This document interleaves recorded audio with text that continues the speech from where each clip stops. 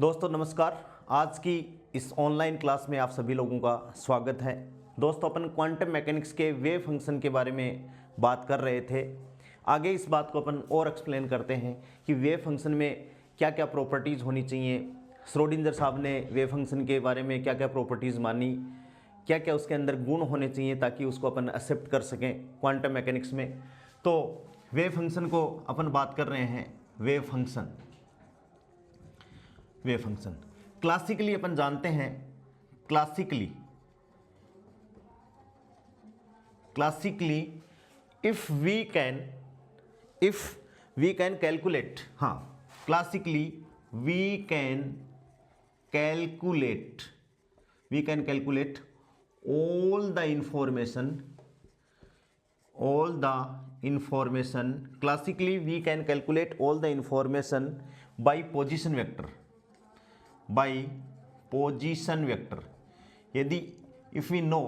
यदि position vector अपन के पास में पता है तो क्लासिकली उस पार्टिकल के लिए या उस कण के लिए अपन को सारी इंफॉर्मेशन दोस्तों पता अपन लगा सकते हैं। कैसे लगा सकते हैं? यदि आर अपन को पता है तो अपन क्या निकाल सकते हैं? वेग निकाल सकते हैं। v इक्वल्स टू क्या हो गया दोस्तों? dr/dt हो गया। यानी वेग अपन ने कैलकुलेट कर लिया, अपन को पोजीशन पता है तो अपन वेग कैलकुलेट कर सकते हैं। a तवन d2r/dt², ये भी अपन कैलकुलेट कर सकते हैं d2r/dt²। अपन दोस्तों मोमेंटम p बराबर mv, मोमेंटम समवेग कैलकुलेट कर सकते हैं। समवेग कैलकुलेट कर लिया तो काइनेटिक एनर्जी p²/2m, ये भी अपन कैलकुलेट कर सकते हैं। v F बराबर ma, ये भी कैलकुलेट कर सकते हैं। Potential energy U equals to -F dr, ये भी अपन दोस्तों कैलकुलेट कर सकते हैं।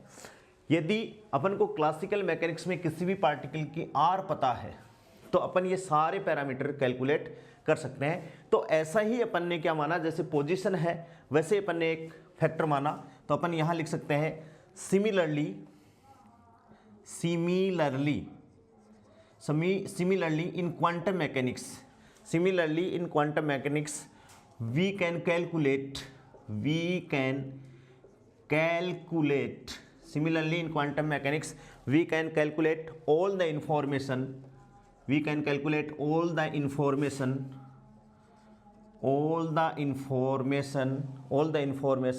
by the wave function।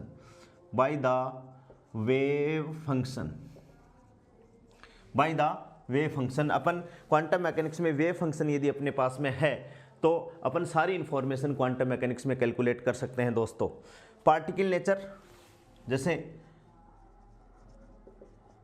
Particle nature, और दूसरी क्या हो गई? Wave nature.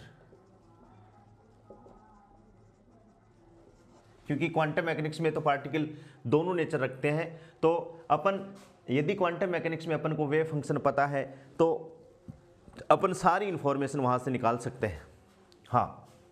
अब अपन वेव फंक्शन को अपन डिफाइन करें तो अपन क्या करेंगे? The function that represent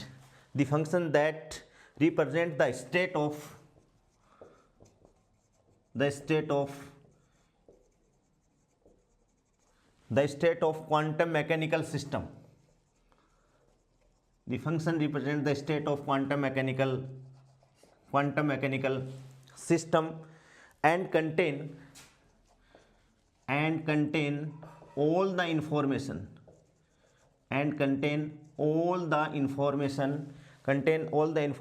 regarding that system।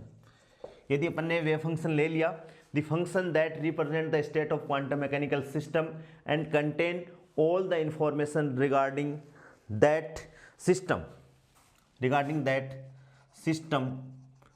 and represented by sign psi और ब्रैकेट में xt। इसका मतलब क्या है कि जो साई फंक्शन अपन ने माना है वो पोजीशन और टाइम डिपेंडेंट है। इसको अपन ने क्या दिखा है? वेव फंक्शन दिया है दोस्तों। जो साई है वो पोजीशन पे भी निर्भर करता है और वो समय पे भी निर्भर करता है। तो बात क्लियर होगी कि क्लासिकल मैकेनिक्स में यदि अपन को किसी पार्टिकल की पोजीशन पता है तो we have all the information about the particle, और ऐसे ही एक फंक्शन जैसे पोजीशन है उसकी अपन कल्पना कर रहे हैं, इमेजिनेशन कर रहे हैं। श्रोडिंगर साहब ने ये लगाया कि क्वांटम मैकेनिक्स में पार्टिकल की जो नेचर है वो वेव लाइक नेचर भी है और पार्टिकल की खुद की नेचर भी है। पार्टिकल नेचर भी है और खुद की वेव लाइक नेचर भी है। तो we can calculate all the information by a function, और उस फंक्शन को अपन ने क्या कहा दोस्तों, wave function. The function that represent the state of quantum mechanical system and contain all the information regarding that system and represented by psi xt। अब अपने सिलेबस में फिजिकल सिग्निफिकेंस, साई का फिजिकल सिग्निफिकेंस, फाई का physical significance अपन बात करें दोस्तों तो अपन ये कह सकते हैं फिजिकल सिग्निफिकेंस ऑफ साई, कि इसका फिजिकल सिग्निफिकेंस क्या है। तो पहले अपन बात करें तो अपन ये कह सकते हैं कि साई का खुद के साथ में, साई का अकेले psi itself has no physical meaning, यानी अकेले साई का अपना कोई फिजिकल मीनिंग नहीं है, कोई मतलब नहीं है। But psi mod square has physical meaning, and we can interpret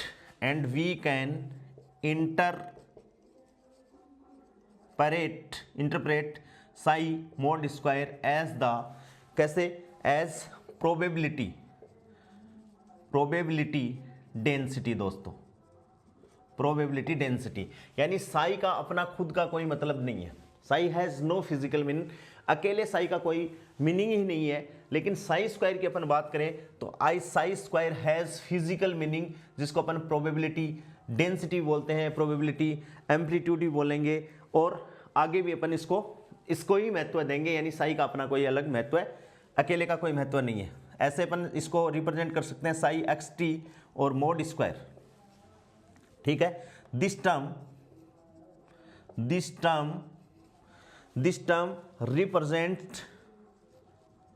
term represent probability density, या अपन कह सकते हैं this term represent position probability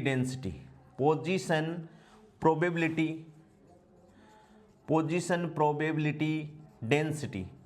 इस बात को भी आपको ध्यान में रखना है कि इसको अपन पोजीशन प्रोबेबिलिटी डेंसिटी भी बोलेंगे।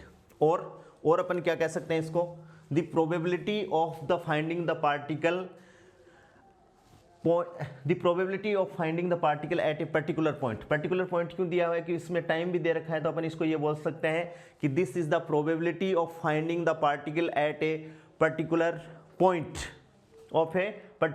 ये भी अपन बात बोल सकते हैं इसको। और अथवा में क्या बोल सकते हैं, the probability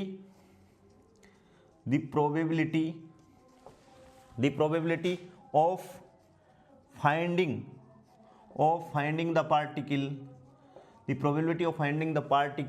at a particular point दोस्तों, एट ए पर्टिकुलर पॉइंट और एट ए पर्टिकुलर टाइम भी अपन बोल सकते हैं। ये क्या है, प्रोबेबिलिटी को फाइंड करने का एक तरीका है, ठीक है। यदि अपन इस एम्पलीट्यूड को किसी एलिमेंट से मल्टीप्लाई कर दें दोस्तों, जैसे dx से मल्टीप्लाई कर दिया, d2 से मल्टीप्लाई कर दिया, तो क्या होगा, इसको मैं मिटा रहा हूं। वेव फंक्शन के बारे में अपन चर्चाएं कर रहे हैं। ये वेव फंक्शन अपन बहुत यूज कर रहे हैं कि भाई श्रोडिंगर इक्वेशन में भी यूज कर रहे हैं, सारी जगह कर रहे हैं, तो इसमें क्या प्रॉपर्टी होनी चाहिए वो अपन को पता होना चाहिए। आगे बहुत इंटरेस्टिंग बातें आने वाली हैं, जिससे पूरी क्वांटम मैकेनिक्स, श्रोडिंगर की क्वांटम मैकेनिक्स, जैसे potential in one dimension, potential step है, पोटेंशियल वेल है, रेक्टेंगुलर पोटेंशियल वेल है, वो सारी की सारी इसी पे बेस्ड है। तो थोड़ा सा धीरज बनाए रखिए। देखो अपन बात करें, if we multiply the wave function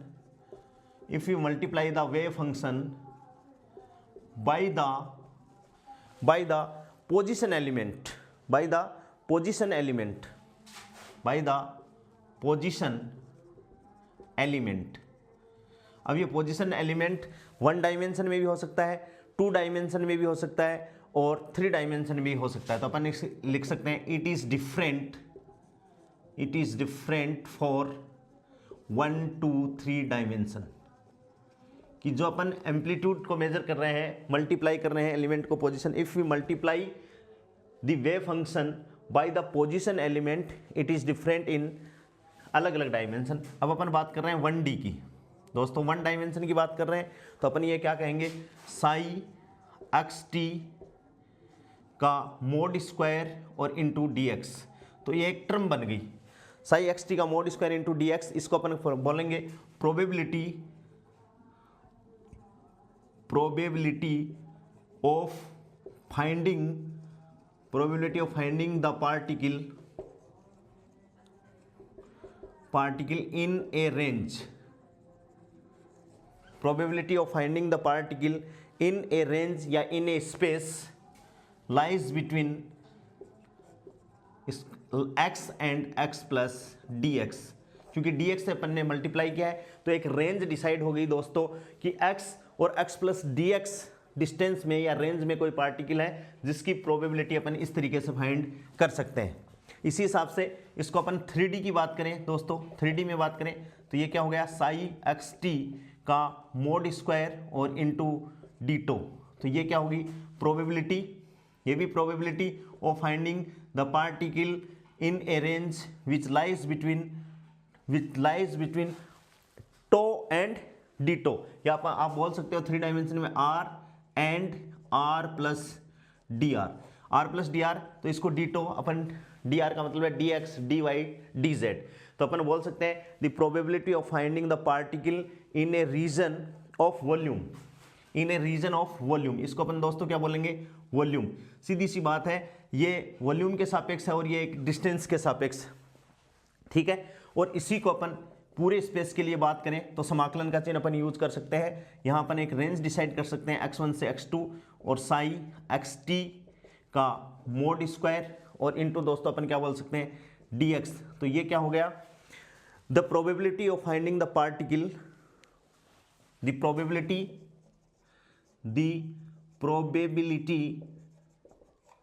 of finding the particle, the probability of finding the particle, but here the region of space is large।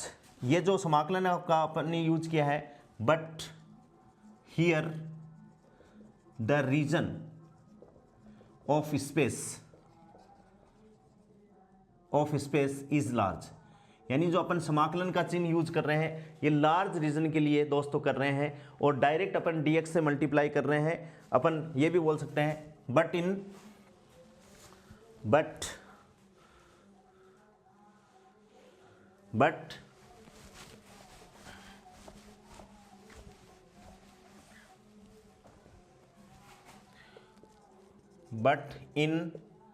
psi xt का mod square into d tau the region is small. कहने का मतलब क्या हो गया कि ये जो समाकलन अपन यूज करेंगे वो पूरे स्पेस के लिए या लार्ज रीजन के लिए अपन यूज करते हैं, और फॉर स्मॉल रीजन के लिए, फॉर स्मॉल स्पेस के लिए इसको अपन डायरेक्ट यूज कर सकते हैं। हाँ, फॉर अपन इसको डिफाइन करें कि for small region we just multiply by small distance and for large region we can integrate it. इसको अपन क्या कर सकते हैं, for small region we can multiply by small element and for large region we can integrate it। अपन क्या कर सकते हैं, इसको इंटीग्रेट कर सकते हैं। और दोस्तों साई है वो कैसा भी हो सकता है, कॉम्प्लेक्स भी हो सकता है। तो साई मोड स्क्वायर को अपन क्या लिखेंगे, साई स्टार साई स्टार है वो साई का कॉम्प्लेक्स कॉन्जुगेट है। साई स्टार साई क्या है, साई स्टार है वो साई का कॉम्प्लेक्स कॉन्जुगेट है, इसको लिखने का अपने पास में ये तरीका भी है। इसका मतलब ये है कि साई जो वेव फंक्शन अपन ले रहे हैं वो कॉम्प्लेक्स क्वांटिटी भी हो सकते हैं, यानी उसमें इमेजिनेशन हो सकता है, यानी उसमें आइटा भी दोस्तों आ सकता है। तो इस बात का अपन को ध्यान में रखना है। फिर ये अपन ने वेव फंक्शन कर लिया, अपन ने सीधी सी बात कह दी कि भाई क्वांटम मैकेनिक्स में एक ऐसा फंक्शन होगा, यदि अपन किसी पार्टिकल के लिए इस फंक्शन को डिफाइन कर सकते हैं तो we can have all the information about the particle. अब आगे इसको बात को अपन आगे बढ़ाते हैं कि भाई और क्या क्या इनमें प्रॉपर्टी होनी चाहिए। तो अपन बात करेंगे नॉर्मलाइजेशन कंडीशन की दोस्तों। नॉर्मलाइजेशन, ऑर्थोगोनैलिटी, ऑर्थोनॉर्मेलिटी, उसकी बात करेंगे अपन। तो सबसे पहले बात करें normalization condition. Normalization condition, normalization condition क्या है दोस्तों? इंटीग्रेशन किसके लिए? For all space. All space का मतलब पूरा डिटो एलिमेंट के लिए आ गया, ऑल स्पेस के लिए आ गया। तो इसको अपन क्या लिखें? Sai star Sai into d tau बराबर क्या आ गया दोस्तों? 1। इसे अपन क्या कहेंगे?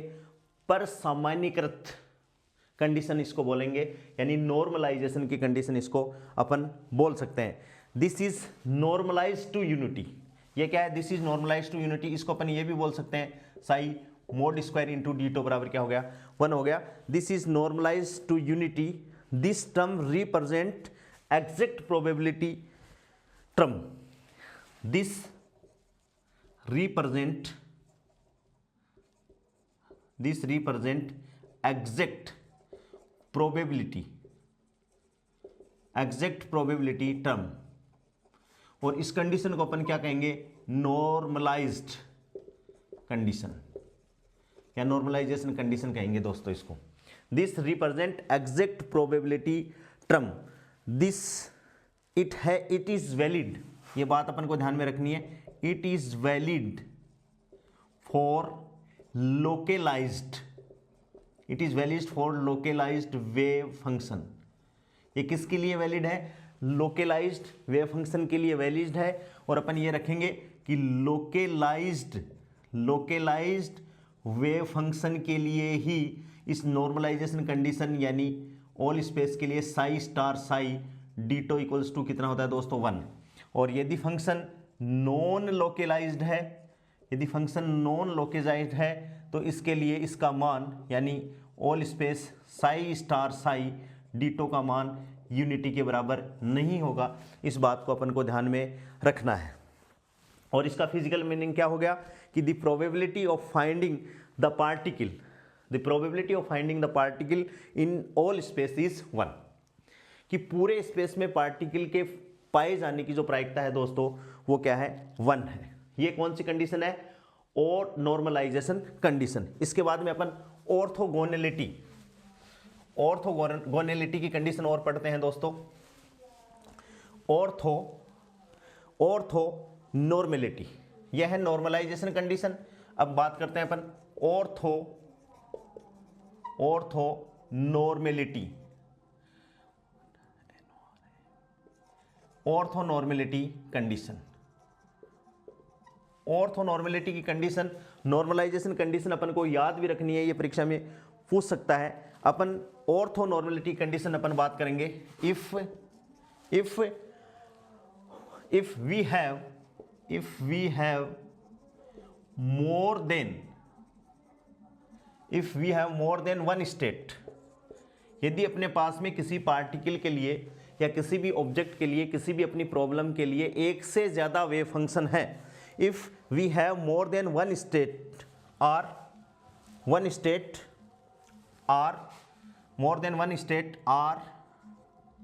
presented, if we have more than one state at a time, then resultant wave function will be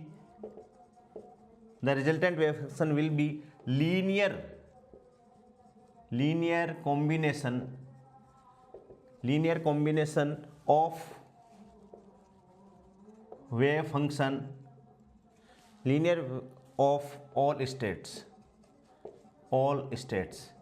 यदि अपने पास में किसी सिस्टम की, जैसे हार्मोनिक ऑसिलेटर है, उसके अपन बात करेंगे, उसके एक से ज़्यादा क्या पॉसिबल है, वेव फंक्शन पॉसिबल है, तो उसके लिए रिजल्टेंट जो वेव फंक्शन होगा दोस्तों वो क्या होगा, सभी स्टेट के वेव फंक्शन के लीनियर कॉम्बिनेशन। अपन बात करें जैसे फॉर हार्मोनिक ऑसिलेटर बात करें तो साई अपन क्या लिख सकते हैं दोस्तों, Sai zero Sai zero plus C1 psi 1। अब ये C0 और जो C1 है वो क्या है दोस्तों, नियतांक है, तो अपन ये लिखेंगे here two states are present. यहां दो स्टेट प्रेजेंट है। साई इज, अपन लिखेंगे psi is linear combination of psi 0 and psi 1।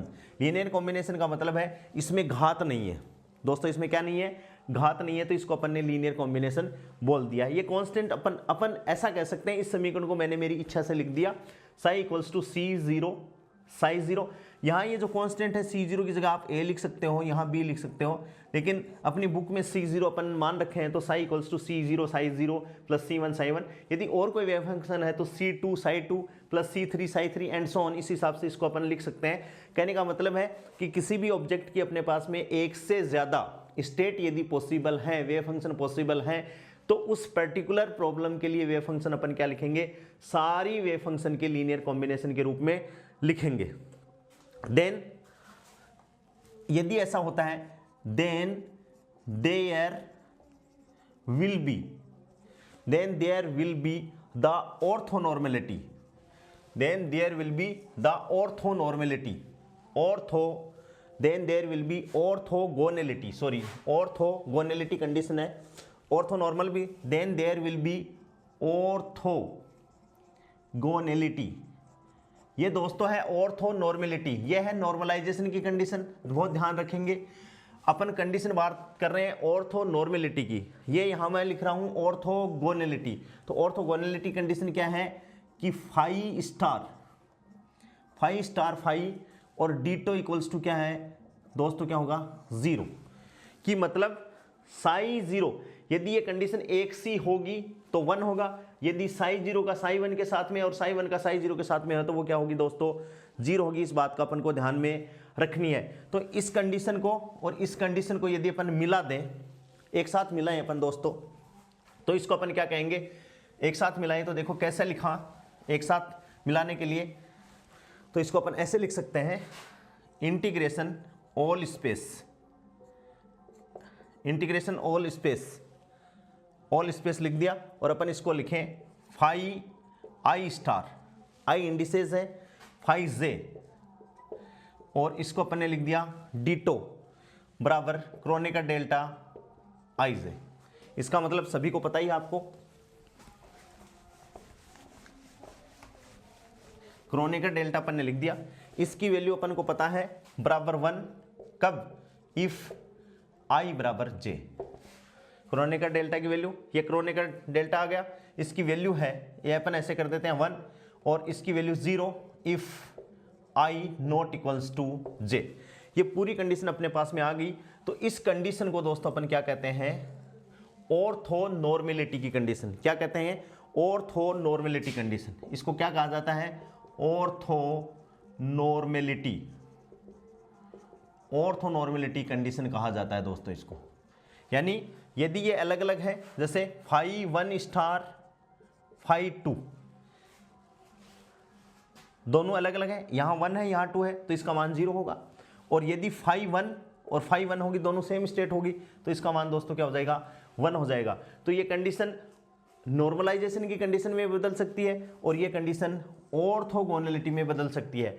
तो अपन ऑर्थोनॉर्मेलिटी कंडीशन का मतलब है नॉर्मलाइज्ड, नॉर्मलाइजेशन प्लस ऑर्थोगोनैलिटी, दोनों कंडीशनों को अपन दोस्तों मिलाएंगे तो ये कंडीशन अपने पास में क्या बन जाएगी, ऑर्थोनॉर्मेलिटी की कंडीशन बन जाएगी। तो अपन यहां लिख सकते हैं, क्या लिख सकते हैं दोस्तों, एक लाइन कि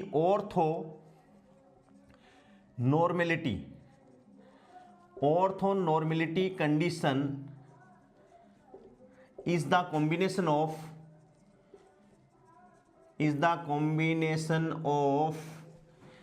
normalization and orthogonality।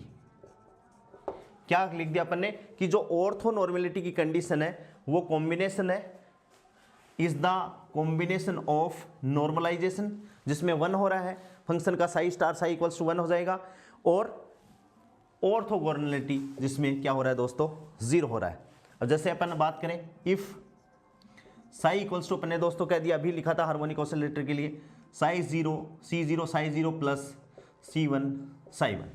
अब अपन क्या करें, इसके कॉन्जुगेट के साथ में मल्टीप्लाई कर रहे हैं, तो यानी साई स्टार साई कर रहे हैं। बहुत ध्यान से अपन देखेंगे तो इसमें अपन लगा दें C0 star Sai 0 star plus C1 star Sai 1 star, ये स्टार हो गया दोस्तों, और इसको अपन ने multiply Sai 0 C0 psi 0 plus C1 psi 1, इसको अपन मल्टीप्लाई कर रहे हैं तो अपने पास में कितनी टर्म आएंगी भाई, 4 टर्म आनी है। तो देखो कैसे आएंगी, इंप्लाइज दैट इनका मल्टीप्लाई भी अपन को आना चाहिए, साई स्टार साई बराबर दोस्तों इसको इसके साथ में अपन मल्टीप्लाई करेंगे तो क्या हो जाएगा भाई, इसको अपन लिखेंगे C0 का मोड स्क्वायर, और क्या हो जाएगा साई 0 स्टार साई 0, पहली आ गई, इसको इससे मल्टीप्लाई कर दिया, ऐसे ही इसको इससे मल्टीप्लाई कर देंगे तो ये क्या आ जाएगा plus C1 mode square Sai 1 star Sai 1।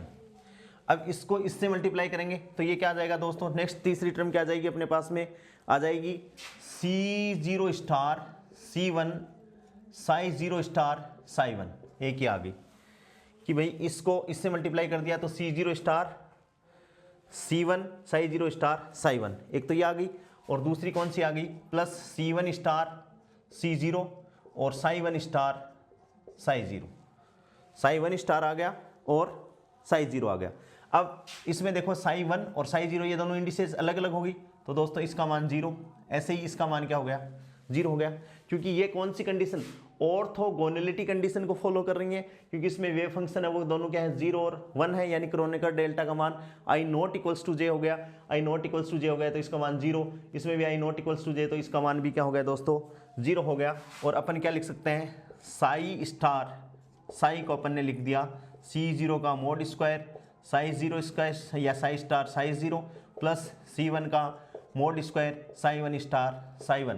तो जैसे अपन डॉट प्रोडक्ट करते हैं वैसे ही आ गया, आई कैप के गुणांक को आई कैप से, जे कैप के गुणांक को जे कैप से, के कैप के गुणांक को के कैप से, और बाकी दोस्तों क्या हो गया सब 0 हो गया।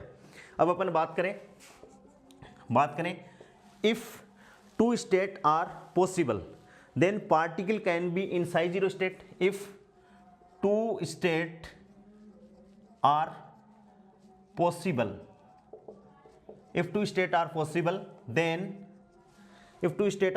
then particle can be in कोई सी भी स्टेट में हो सकता है, then particle can be in psi 0 state और in psi 1 state, यानी किसी भी स्टेट में पार्टिकल दोस्तों पाया जा सकता है। कि 2 स्टेट है तो पार्टिकल psi 0 स्टेट में भी पाया जा सकता है और पार्टिकल psi 1 स्टेट में भी पाया जा सकता है। इट इज़ नॉट कन्फर्म्ड, ये बात सही कन्फर्म नहीं है कि कौन सी स्टेट में पाया जाए। ये अपन ने निकाल लिया, 2 स्टेट यदि इसकी पॉसिबल है तो अपन ये कह सकते हैं कि पार्टिकल psi 0 इसमें भी पाया जा सकता है, पार्टिकल psi 1 में भी पाया जा सकता है, लेकिन वास्तव में है कौन सी में इस बात का दोस्तों अपन को पता नहीं है। तो अपन क्या कहेंगे, अपन ये भी कह सकते हैं that particle in ground state, ground state का मतलब psi 0 और इन एक्साइटेड स्टेट का मतलब दोस्तों क्या हो गया psi 1। जैसे psi 0 है मोस्टली अपन ग्राउंड स्टेट के लिए यूज करेंगे, psi 1 को एक्साइटेड स्टेट के लिए यूज करेंगे।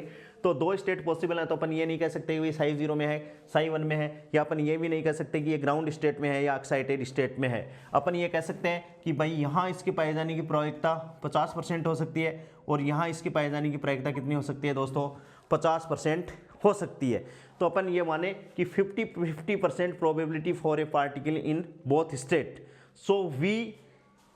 सो वी यूज, बहुत इंपॉर्टेंट बात है, so we use orthonormality, so we use orthonormality condition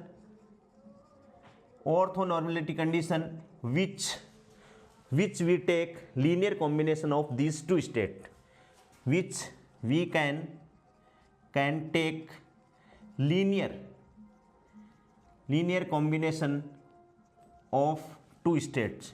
इसलिए अपन ने क्या लिया, इन दो स्टेट का लीनियर कॉम्बिनेशन लिया, और इसमें जो ये जो गुणांक है अपने पास में, ये हिसाब से होने चाहिए कि इनका, जैसे अपन ने कैसे लिखा, इसको अपन लिखे psi equals to psi star psi, जैसे साई 0 स्टार आ गया, साई 0 आ गया, प्लस साई 1 स्टार साई 1 आ गया। तो यहाँ जो गुणांक है वो इस हिसाब से होने चाहिए कि इनका, जैसे इनका वर्ग करें तो 1/2, उसका वर्ग करें तो 1/2, और उनका मान कितना आना चाहिए दोस्तों, 1 आ जाए।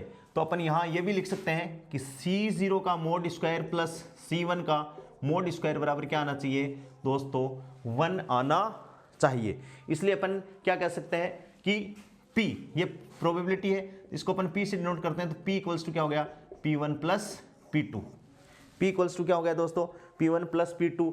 तो ऑर्थो, ये जो नॉर्मलाइजेशन की कंडीशन है, ये अपन को याद रखनी है कि जब दो स्टेट दिए हो तो नॉर्मलाइज्ड अपन कैसे करें फंक्शन को, 1 अपॉन गुणांक की जगह 1/√2 और 1/√2 लिख के अपन ये भी कह सकते हैं कि प्रोबेबिलिटी हैव एडिटिव प्रॉपर्टी। तो ये वेव फंक्शन के बारे में बातें थी कि क्वांटम मैकेनिक्स में यदि अपन को वेव फंक्शन पता है तो अपन इंफॉर्मेशन निकाल सकते हैं। वेव फंक्शन यदि एक से ज़्यादा स्टेट है तो लीनियर कॉम्बिनेशन के रूप में अपन लिखें, किस हिसाब से लिखें, प्रोबेबिलिटी 50-50% कैसे पाई जाएगी। दूसरी एक बात है कि जो अपन गुणांक जो ले रहे हैं लीनियर कॉम्बिनेशन में, अपन गणित में लीनियर कॉम्बिनेशन लिखते हैं तो वहाँ पर लिखते हैं, जैसे द्विपद प्रमेय में अपन ने लिखा a1 x की घात n, an x की घात n प्लस a1 x की घात n-1, तो ये गुणांक ही तो हैं दोस्तों। तो उसी हिसाब से अपन ने गुणांक लिख दिए हैं इसके, फिर इसकी अपन स्टडी कर ली। अब जो वेव फंक्शन अपन ने लिया है उसमें क्या क्या खास बातें होनी चाहिए, तभी वो वेव फंक्शन क्या कहलाता है, एक्सेप्टेबल है, अदरवाइज वेव फंक्शन एक्सेप्टेबल नहीं है। तो ये कंडीशंस हैं जो एग्जाम में आ सकती हैं कि कोई भी 4 कंडीशन दे दे और बोल दे कि भाई ये कंडीशन इस वेव फंक्शन के लिए सही है या नहीं फंक्शन नहीं है। तो अपन क्या कहेंगे, नेक्स्ट अपना टॉपिक है कंडीशंस या restrictions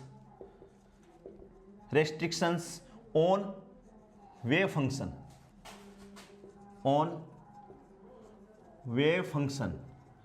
which is accessible in quantum mechanics, कि क्वांटम मैकेनिक्स में जो एक्सेप्टेबल वेव फंक्शन है उसके अंदर क्या क्या प्रॉपर्टी होनी चाहिए, या अपन बोल सकते हैं वेल बिहेव्ड, क्या बोल सकते हैं दोस्तों, वेल बिहेव्ड वेव फंक्शन, क्या बोल सकते हैं, well behaved wave function, very important बात है, या फिजिकली एडमिसेबल फंक्शन, या इस अपन किसको बोलते हैं, 3 बातें बोल सकते हैं, conditions restrictions on wave function. यदि जो अपन कंडीशन लगा रहे हैं वो यदि फॉलो हो जाएंगी तो वो वेव फंक्शन क्या होगा, एक्सेसिबल इन क्वांटम मैकेनिक्स, या वेल बिहेव्ड वेव फंक्शन, या फिजिकली एडमिसेबल वेव फंक्शन होगा दोस्तों। सबसे पहले जो प्रॉपर्टी है वो क्या है, याद रखनी है अपन को ये प्रॉपर्टियां, psi must be finite, psi जो है वो क्या होनी चाहिए दोस्तों, मस्ट बी फाइनाइट, याद रखनी है बात को। सेकंड नंबर की जो प्रॉपर्टी है, psi must be single valued, psi must be single valued, phi परिमित होना चाहिए, फाई साई है वो एक मानी होना चाहिए, एक ही मान होना चाहिए, उसके ये नहीं है कि कभी क्या मान हो जाए कभी क्या हो जाए। तीसरी बात, psi must be single valued, first derivative of psi, first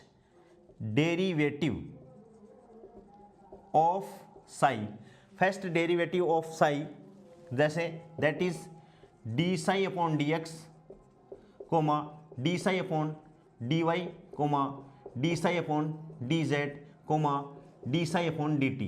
तीन तो हो गए पोजीशन में दोस्तों, और चौथा क्या हो गया, टाइम में हो गया। First derivative of Sai must be finite. क्या होना चाहिए, must be finite, and finite हो गया दोस्तों सिंगल वैल्यूड, इनकी भी क्या होनी चाहिए, सिंगल वैल्यूड होनी चाहिए, एंड बहुत इंपॉर्टेंट वर्ड है कॉन्टिन्यूअस, सतत होने चाहिए, परिमित होने चाहिए, एक मानी होने चाहिए, और दोस्तों कंटिन्यूअस होने चाहिए। तीन बात इंपॉर्टेंट आ गई, psi must be finite, psi must be single valued, and first derivative of psi that is d psi upon d x, d psi upon d Y, d psi upon d z और d psi upon D t must be finite, single valued, and क्या होना चाहिए दोस्तों, square continuous. चौथा important point है psi must be square integrable, psi must be square integrable, psi must be square integrable. कहने का मतलब साई को अपन क्या कर सकें दोस्तों, इंटीग्रेट कर सकें, तो इसका मान क्या आना चाहिए, फाइनाइट। इसका मान क्या आना चाहिए, फाइनाइट आना चाहिए, तो ही वो क्या है, वेल बिहेव्ड वेव फंक्शन आएगा। It depends on wave function phi, it depends on wave function psi, it depends on wave function psi. अपन बात करें if psi represent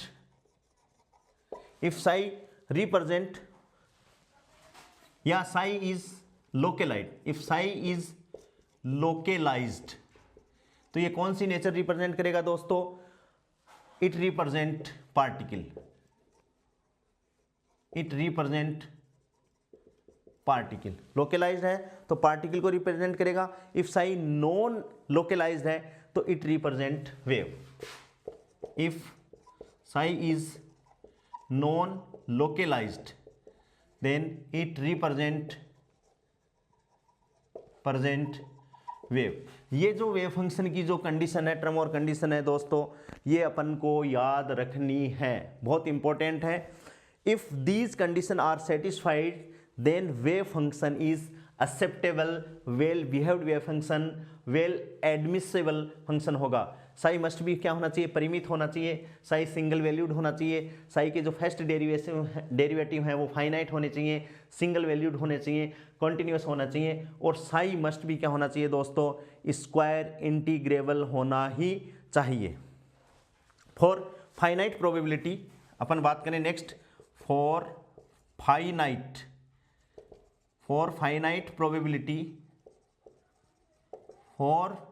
probability wave function must be finite, wave function must be finite, कि finite probability के wave function भी क्या होना चाहिए, finite होना चाहिए। P बराबर क्या है, साई मॉड स्क्वायर या साई स्टार साई। इफ साई की वैल्यू यदि इन्फिनिटी है तो P की वैल्यू भी दोस्तों क्या होना चाहिए, इन्फिनिटी आएगी। अपन क्या कहेंगे, for finite probability Sai must be finite. यदि साई का मान क्या कर देंगे अपन, इनफाइनाइट कर देंगे, तो प्रोबेबिलिटी इनफाइनाइट हो जाएगी, यानी पार्टिकल का कोई एग्जिस्टेंस ही नहीं है। तो अपन यदि पार्टिकल को मान रहे हैं तो फाई मस्ट भी क्या होना चाहिए दोस्तों, फाइनाइट होना चाहिए। नेक्स्ट अपन बात करें, ये मैं मिटा देता हूं कि साई मॉड स्क्वायर, नेक्स्ट अपन बात करें कि साई मॉड स्क्वायर के वैल्यू मान लो दो वैल्यू आ गई, एक तो आ गई 1/2 और एक आ गई 1/4, तो ये एक्सेप्टेबल वेव फंक्शन नहीं है, क्योंकि ये सिंगल वैल्यूड अपन ने लिखा है कि Sai must be finite, psi must be finite है तो साई मॉड स्क्वायर की भी एक ही वैल्यू आएगी, यानी दो वैल्यू संभव नहीं है। अपन ये कह सकते हैं then there will be more than one probability. भाई प्रोबेबिलिटी यहाँ एक नहीं है, यहाँ दो प्रोबेबिलिटी है, एक तो 1/2 है दोस्तों और 1/4 है, जो कि पॉसिबल नहीं है, क्योंकि but probability have single value at a time. यहाँ दो प्रोबेबिलिटी अपन मान रहे हैं तो दो प्रोबेबिलिटी अपन के पॉसिबल नहीं होंगी, क्योंकि प्रोबेबिलिटी हमेशा स्पेस में एक समय में एक ही प्रोबेबिलिटी हो सकती है, इसलिए अपन ये कहेंगे Sai must be single valued. इसका एक्सप्लेनेशन है, पहले का एक्सप्लेनेशन क्या है कि P बराबर ये होता है, इफ साई इन्फिनिटी अपन कर देंगे तो P इन्फिनिटी हो जाएगा, जो कि पॉसिबल नहीं है, इसलिए अपन ने कहा कि साई मस्ट बी फाइनाइट होना चाहिए। फिर अपन बात कर रहे हैं साई मॉड स्क्वायर 1/2 हो गया, मान 1/4 हो गया, तो 2 प्रोबेबिलिटी हो गई दोस्तों, लेकिन 2 प्रोबेबिलिटी संभव नहीं हो सकती एक समय में, एक ही टाइम पर, इसलिए साई मस्ट बी क्या होना चाहिए दोस्तों, सिंगल वैल्यूड होना ही चाहिए। नेक्स्ट अपन बात करें इफ साई इज डिसकॉन्टिन्यूअस, यदि साई का मान अपन बात कर रहे हैं इफ जो डेरिवेटिव है, यदि if psi is discontinuous then particle can not be in motion, then particle can not be in motion. यदि साई है वो डिसकंटिन्यूअस है तो पार्टिकल मोशन में नहीं है, सो साई मस्ट बी कॉन्टिन्यूअस। क्या होना चाहिए दोस्तों, साई मस्ट बी कॉन्टिन्यूअस होना चाहिए। अब अपन बात करें थोड़ी सी और, नेक्स्ट अपन बात करें कि जो मोमेंटम ऑपरेटर है अपन पढ़ेंगे, उसका मान अपन जानते हैं सारे लोग। Momentum operator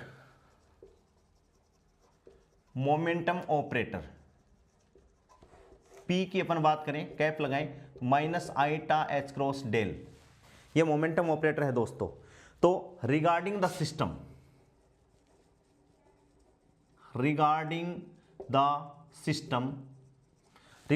system for calculating momentum,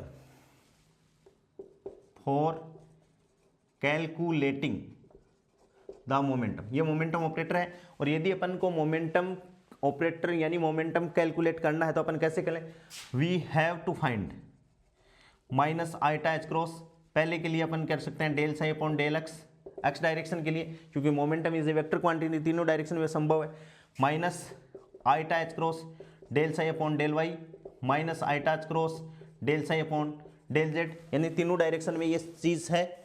और मान लो ये कंटिन्यूस ही नहीं है, शुड बी, यानी मोमेंटम क्या होना चाहिए, मोमेंटम शुड बी फाइनाइट। क्या होना चाहिए, momentum should be finite. Momentum will be finite only when there derivative are finite. Momentum should be finite only कब, only when if there derivative will finite. यदि momentum finite है तो उनके derivative भी finite हैं। और अपनी जो कंडीशन है, अपन ने कहा था कि ये कॉन्टिन्यूअस होने चाहिए, सतत होने चाहिए, सिंगल वैल्यूड होने चाहिए, at a time momentum and velocity are single valued. Momentum and velocity are single valued, यानी जो साई है और साई का जो फर्स्ट डेरिवेटिव है दोस्तों, वो क्या होना चाहिए, कॉन्टिन्यूअस होना चाहिए, सिंगल वैल्यूड होना चाहिए, और कॉन्टिन्यूअस तो होना ही चाहिए। अपन बात करें नेक्स्ट ई साई, और एनर्जी ऑपरेटर अपन जानते हैं iota H cross D psi upon D T होता है। तो यदि साई को कंटिन्यूअस होना है तो इस ऑपरेटर को भी, यानी single energy will be finite only if D psi upon D T क्या होना चाहिए दोस्तों, फाइनाइट होना चाहिए और कंटिन्यूअस भी होना चाहिए। अपन इसको अपन ऐसे भी लिख सकते हैं, ई साई बराबर लेमडा साई। तो ये आइगन वैल्यू इक्वेशन है जो अपन आगे पढ़ेंगे। तो we can calculate the derivative only if the function is continuous, क्योंकि अपन अवकलन तभी प्राप्त कर सकते हैं किसी भी दी हुए वेव फंक्शन का जब वो फाइनाइट हो, जब वो कॉन्टिन्यूअस हो। जब कोई फलन कॉन्टिन्यूअस होगा तो ही वो क्या है, डिफरेंशिएबल फंक्शन है। ये बात अपन को गणित भी कहती है। और अपन को क्या करना है, जैसे श्रोडिंजर इक्वेशन अपन निकालेंगे तो श्रोडिंजर इक्वेशन दोस्तों अवकलन समीकरण है। अवकल समीकरण है iota H cross del psi upon del t del psi upon del x, उसमें डबल डिफरेंशियल इक्वेशन यानी सेकंड ऑर्डर डिफरेंशियल इक्वेशन है। तो दोस्तों सेकंड ऑर्डर डिफरेंशियल इक्वेशन आएगी तो फर्स्ट ऑर्डर तक डेरिवेटिव क्या होने चाहिए अपने पास में, कॉन्टिन्यूस होने चाहिए, तभी वो फंक्शन क्या होगा, वेल डिफाइंड या वेल एडमिसेबल फंक्शन हो जाएगा। अपन बात करें टू कैलकुलेट काइनेटिक एनर्जी, अपन बात कर रहे हैं दोस्तों काइनेटिक एनर्जी को अपन को यदि कैलकुलेट करना है तो अपन क्या माने कि भाई अपन जानते हैं काइनेटिक एनर्जी किसी पार्टिकल के लिए मोमेंटम p²/2m, और यहाँ से अपन देखें p ऑपरेटर, तो यहाँ इसको अपन क्या लिखें दोस्तों, -h×2/2m, और दोस्तों क्या हो गया, डेल स्क्वायर हो गया, या डेल स्क्वायर आप जानते हो, डेल स्क्वायर का मतलब डेल स्क्वायर साई का मतलब d2ψ/dx², या d/dx, और इसको अपन क्या करते हैं dψ/dx। तो दोस्तों ये क्या हो गया, सेकंड ऑर्डर डिफरेंशियल इक्वेशन हो गई। तो we can calculate second order derivative only if, यानी we can calculate second order derivative only if first order derivative is continuous। बहुत इंपॉर्टेंट बात है कि अपन सेकंड ऑर्डर जो श्रोडिंगर इक्वेशन में सेकंड ऑर्डर डिफरेंशियल इक्वेशन आ रही है उसकी यदि अपन को कैलकुलेशन करेंगे तो फर्स्ट ऑर्डर डेरिवेटिव तक, चाहे वो पोजीशन के रिस्पेक्ट में हो चाहे वो टाइम के रिस्पेक्ट में हो, वेव फंक्शन क्या होना चाहिए दोस्तों, कॉन्टिन्यूअस होना ही चाहिए। No physical operator is possible which can find second order derivative of function with respect to time. यानी अपने पास में जो डिफरेंशिएशन जो श्रोडिंगर की डिफरेंशियल इक्वेशन है उसमें कोई ऐसा ऑपरेटर नहीं है जहां अपन टाइम के जैसे d2ψ/dt² अपन इसको यूज करें, यानी ये है ही नहीं पूरी इसमें अपने क्वांटम मैकेनिक्स में, तो इसको अपन को कोई ऑपरेटर ऐसा नहीं चाहिए। तभी अपन ने कहा है no physical operator is possible which can find second order derivative of function with respect to time in spite of being psi finite, integral of psi may be infinite, but we take integral over all space, then it will be have finite value। यदि अपन क्या बोल रहे हैं दोस्तों, ध्यान से इस बात को समझना, in spite of being psi finite, कि अपन को ये पता नहीं है कि psi finite है या नहीं है, integral of psi may be infinite, integral of psi may be infinite, but we take integral over all space. All space के लिए जब अपन इसका इंटीग्रेशन करेंगे तो इट मस्ट बी क्या होना चाहिए दोस्तों, फाइनाइट होना चाहिए। इस बात को फिर से मैं दोहरा रहा हूं, in spite of being psi finite, integral of psi may be infinite, but we take integral over all space, then it will have finite value. दोस्तों then it will have finite value. और एक last में एक बात और मैं बता देता हूं कि अपन को पोटेंशियल प्रॉब्लम्स करनी है, और अपन को दे रखा है इफ v, किसी भी प्रॉब्लम की यदि v अपन को इन्फिनिटी दे रखा है, देन dψ/dx, dψ/dy, dψ/dz, दोस्तों dψ/dz और डिसकंटिन्यूअस, ऑल आर डिसकंटिन्यूअस। ये अपन को जब भी अपन पोटेंशियल वेल पढ़ेंगे, पार्टिकल इन ए बॉक्स पढ़ेंगे, तब ये कंडीशन अपन लगाएंगे दोस्तों। तब आपको ये बात समझ लेनी है, if v equals to infinity, यदि अपन को कोई ऐसा पोटेंशियल प्रॉब्लम दे रखा है जहां पर v का मान अनंत है, वहां पर dψ/dx, dψ/dy, dψ/dz और dψ, ये जितने तीनों जो डेरिवेटिव हैं दोस्तों पोजीशन के रेस्पेक्ट में, ये क्या होंगे, ऑल आर डिसकंटिन्यूअस, और वी कैन नॉट चेक, सीधी सी बात होगी उस टाइम पे, we can not check continuity. अपन सीधा इनकी चेक नहीं करेंगे, सीधा ही अपन लिख देंगे कि ये भाई क्या है, डिसकंटिन्यूअस है। तो ये भी आपका एबीसीडी का एक न्यूमेरिकल क्वेश्चन हो सकता है। अच्छा v की वैल्यू दे दे और पूछ ले विच डेरिवेटिव इज कॉन्टिन्यूअस, तो v जब इन्फिनिटी है तो कोई सा भी डेरिवेटिव है इसका कॉन्टिन्यूअस नहीं है दोस्तों, और अपन को उसकी कॉन्टिन्यूटी चेक करने की कोई ज़रूरत भी नहीं है। और अपन नेक्स्ट बात है, इफ v बराबर 0, यदि v का मान 0 है then all the derivative must